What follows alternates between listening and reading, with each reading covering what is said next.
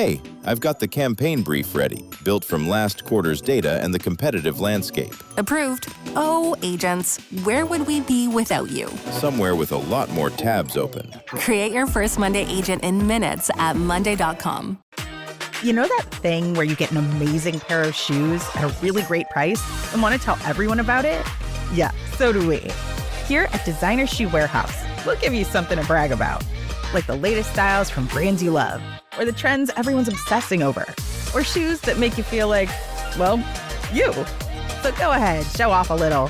Find shoes that get you at prices that get your budget.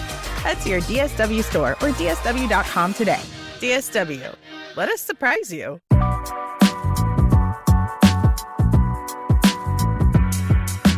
My name is Linda Garcia, and you're listening to Investies, the show where we break down the cheesemate on the stock market and the current state of the economy. Investies, in this episode, we are not going to discuss news. Instead, we're going to talk about a topic that I feel is really important, one that I believe we should have more conversations about. In this episode, we are going to discuss custodial accounts. We are also going to discuss the emotions that come with opening up a custodial account. A custodial account is an account that an adult can open up for a child under the age of 18 or 21, depending on the state.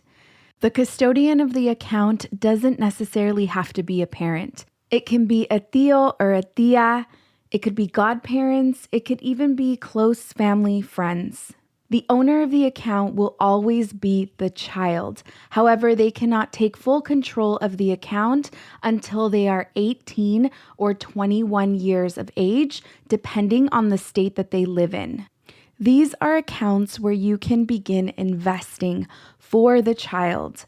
Any money that is contributed to this account is irreversible, meaning once you have purchased a security, for example, a stock, for the child in this account, you are not allowed to take the money back. Custodial accounts are powerful accounts for children to have. They get to learn the process of investing, and there's potential for them to understand the importance of a long time horizon. A long time horizon is when you make an investment and you keep that investment, giving it time to grow for 10 years, 20 years, 50 years, or forever, indefinitely, potentially transferring the investment to the next generation. In most cases, the longer we hold the investment, the bigger the return. You're able to open a custodial account as early as the day that your sobrinos, your sobrinas, your ahijados, or your children are born. Can you imagine being born an investor? The moment you have a social security number is the moment that a custodial account can be open. The account is managed by the custodian, and typically contributions come from the custodian. There is no limit to how many custodial accounts a child can have. Whoever is opening up the custodial account would need to be a trusted person, as they would be having access to personal information, including the social security number. In our In Luz We Trust community, we have several tíos and tías, and of course parents, that have opened up these custodial accounts. And I love when they tell me the stories of how the kids have become invested in the process, and they can sense the ownership that they have already at such a young age. It's such a great way to normalize money conversations and conversations surrounding investing. You can explain to kids that through these accounts, they own shares of publicly traded companies. That's a pretty big freaking deal. Imagine walking through Disneyland and explaining to your child that they own a piece of that park.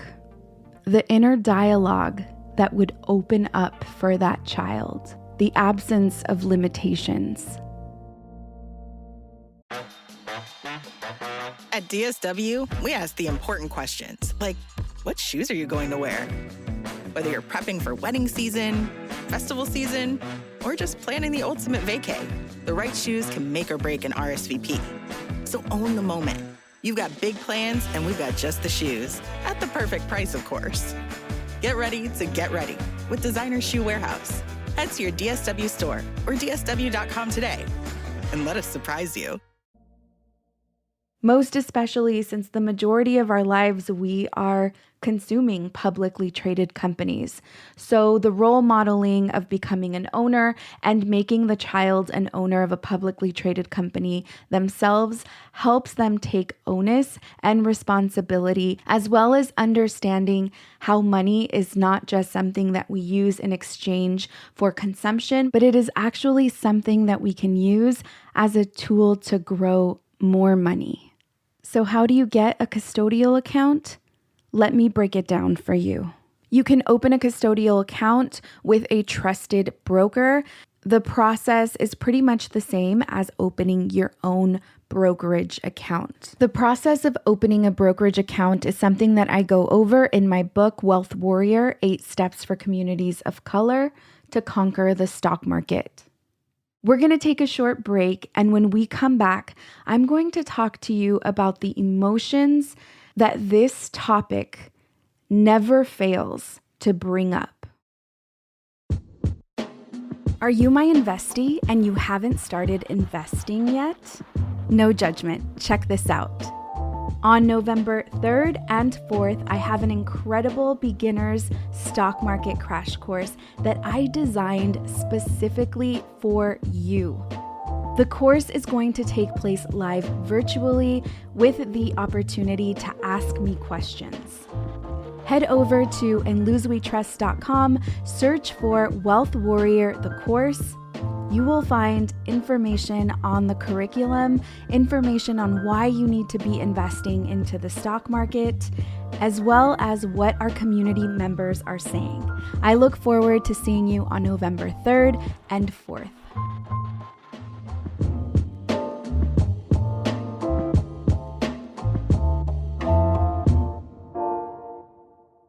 And we're back.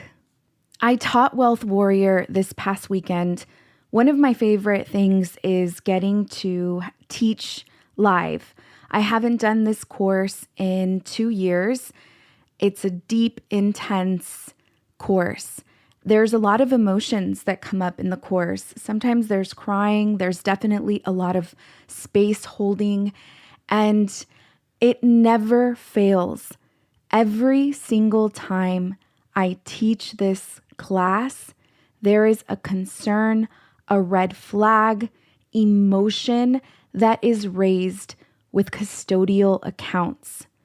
So much so that the topic is still consuming me. And I thought it important to open up the conversation here on the podcast and get real with you. It is a concern that every time I hear someone bring up, it causes a lot of, I think, pain for everyone, because it really opens up our hearts and shows us just how what are normal, everyday decisions in many white households can cause so much turmoil in our households. It's really painful. And to be honest, it also angers me.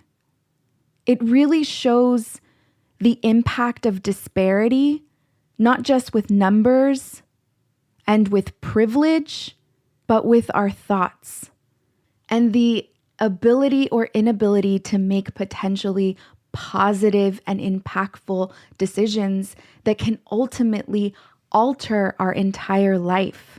Like, we are really out here afraid of our potential and who we can be without lack and scarcity.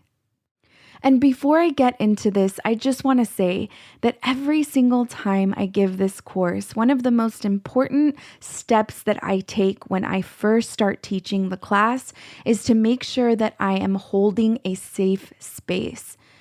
It's astonishing to me how a set of definitions pertaining to the stock market can be extremely triggering.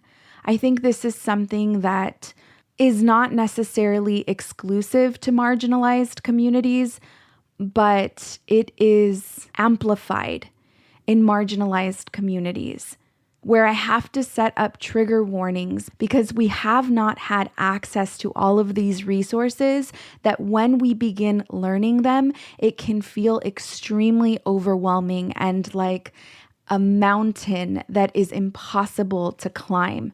So it's always important for me to really create a safe space so that dialogue can take place and we can share our deepest fears and concerns as we're delving into the stock market.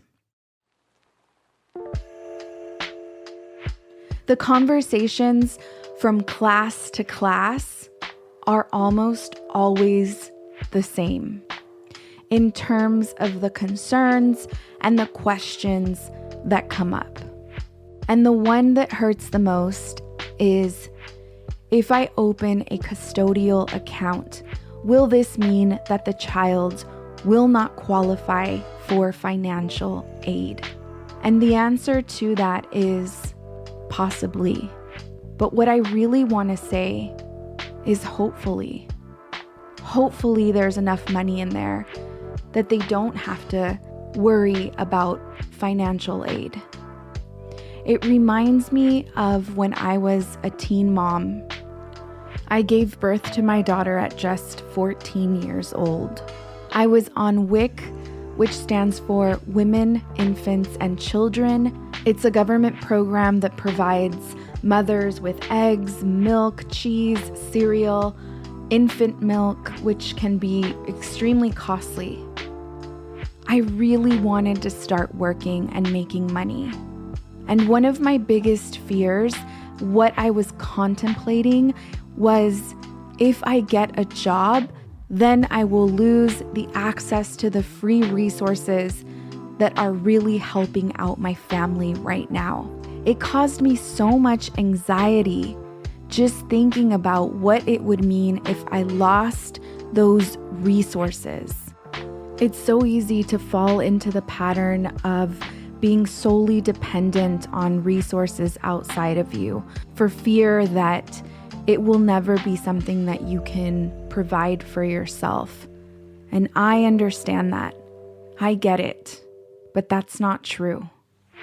I have benefited from so many of those resources, so much so that I began to have this deep desire to one day become the resource. What would that look like? If I could give out money for scholarships, if I could become an angel investor, if I could become a venture capitalist.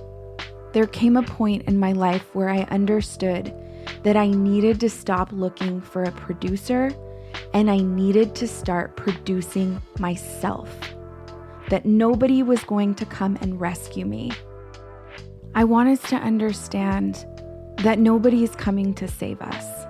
That who we are waiting for is ourselves. That money is powerful and it can be used as a weapon, but it can also be used as a tool, and that it's time for it to be in the hands of our people.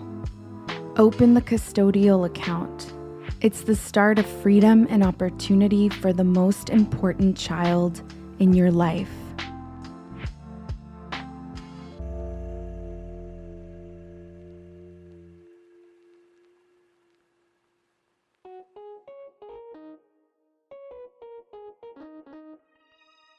Thank you for listening, Investies. I'm your host, Linda Garcia, and we'll be back with another episode next week. Produced by Cosmic Standard and In Luz We Trust. A very special thank you to our team, Eliza Smith, Jacob Winnick, Asia Simpson, and Nina Gainsler-Debs.